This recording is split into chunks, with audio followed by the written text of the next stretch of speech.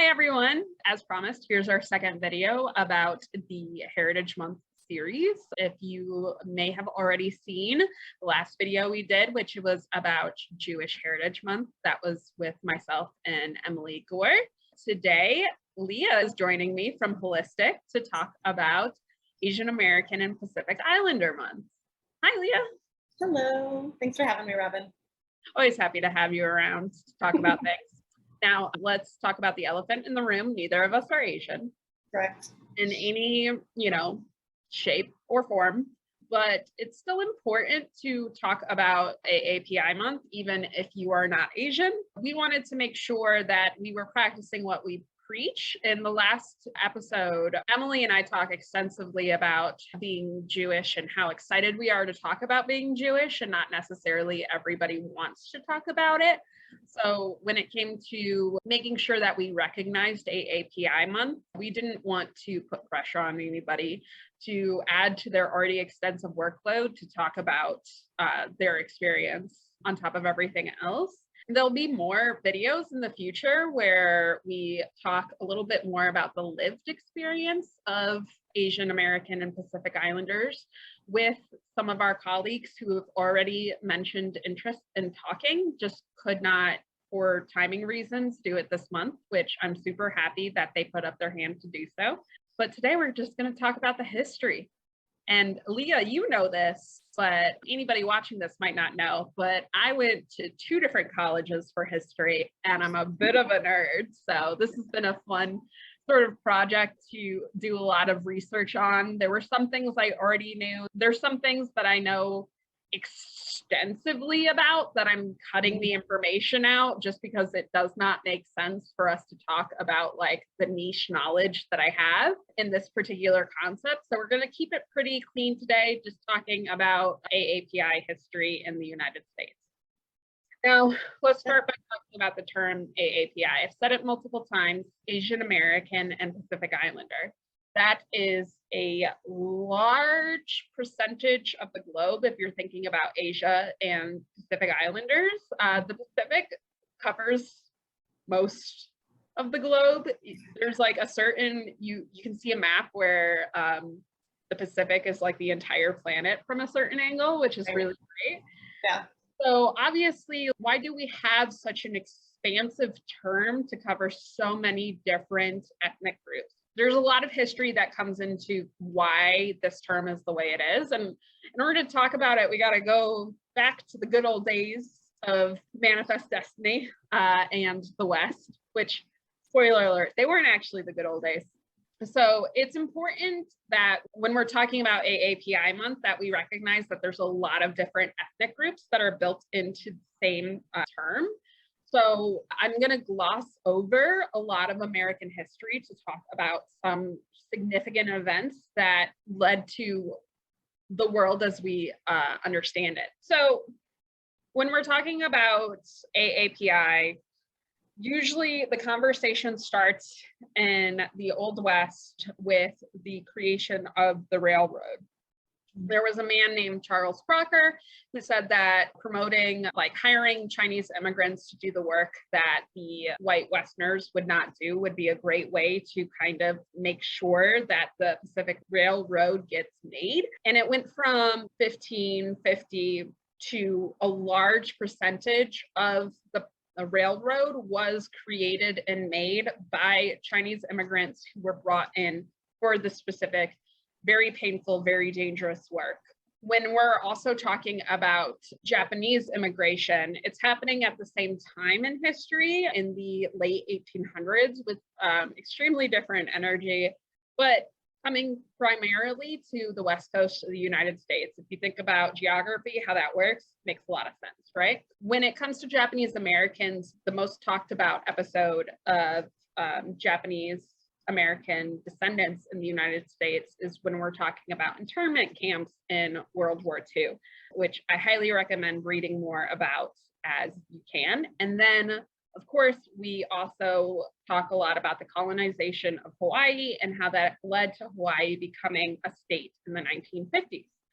These events that I'm talking about kind of get shuffled in and out of history to talk about, They're brought up the most in terms of like talking about AAPI history. There's a lot more events that happened in American history where Asian Americans and Pacific Islanders were very integral to the creation of the nation as we know it.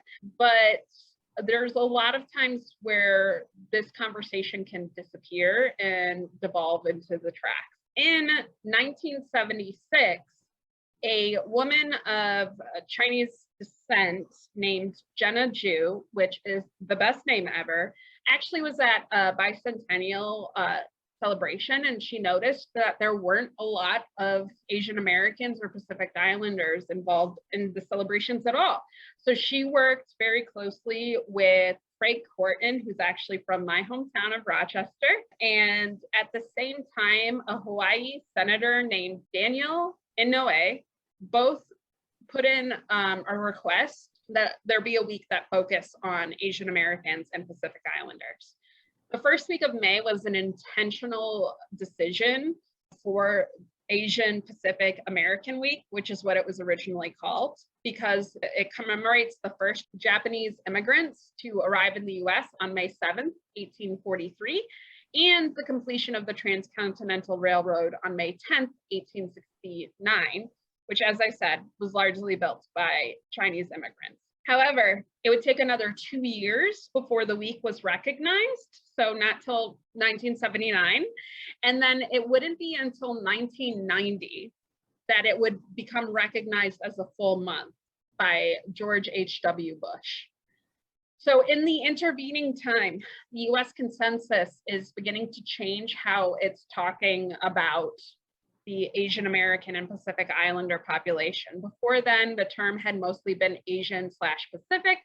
Now they have decided to switch to Asian American and Pacific Islanders. However, this wouldn't get reflected in the title of the name until 2009, when the title of May would become Asian American Pacific Islanders Month. So I wanted to talk a little bit about a recent movement called Stop Asian Hate. This movement was started as a result of the 2021 Atlanta spa shootings, and then also generally sort of xenophobia and racism that increased in America during the COVID-19 pandemic. Just in the last year alone, violence and hate speech against Asian Americans has increased by 339%. Yes. That's alarming. That is an alarming statistic. So that's part of why this movement was started. So Stop Asian Hate, or hashtag Stop Asian Hate, is a series of like demonstrations and protests and rallies against violence targeting Asians and Asian Americans. They've been held across the United States. The organization is still doing great things. If you're looking for more information on Stop Asian Hate, you can check out stopaapi.hate.org.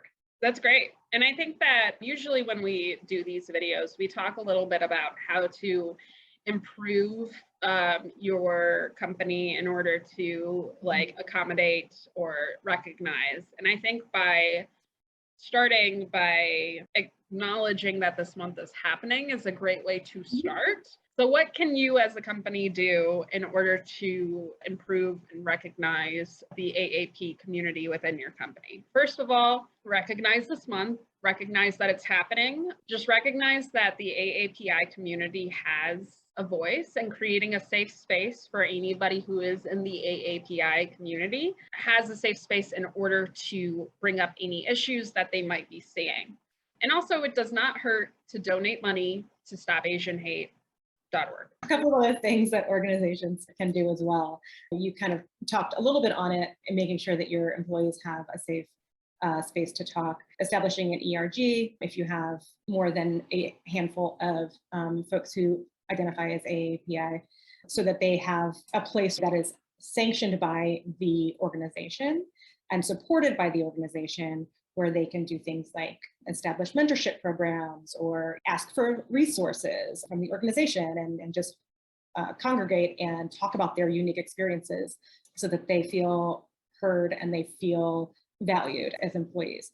And then also, it's kind of a small thing, but having a calendar of holidays that aren't just Judeo-Christian holidays, having a more culturally inclusive calendar so that you can put up, a sign or send out an email like Happy Lunar New Year or what have you, so that you're being more inclusive of folks who may be celebrating those other holidays as well. And it seems kind of like a small thing, but it really can make people feel seen and make it feel like they are not invisible and that the leaders in their organization see them and know that they're there and value them as employees. Yeah. And to reiterate what we said in our previous video, make sure that you're avoiding tokenism. So if you are thinking like, oh, these are great programs, let me go ask like the one person who is like a Pacific Islander who's in marketing, right? Like, let me go talk to them about setting this up. Mm-hmm. No, don't do that. Don't do that. There are very talented people who work in this field who can help guide you in the right direction to have these conversations. If you're unsure of where to start, reach out to us. We're always happy to kind of point you in the right direction, maybe start the conversation ourselves. IRWell is rolling out ERGs right now, and it's a lot of fun. I widened my eyes when I said it. It's a lot of fun. It's just very nerve-wracking too. So it's great. Yeah, and I think that's it. Stay tuned. We'll always have more content coming down on these videos. We're always happy to talk about literally anything, but specifically about inclusivity and DEI.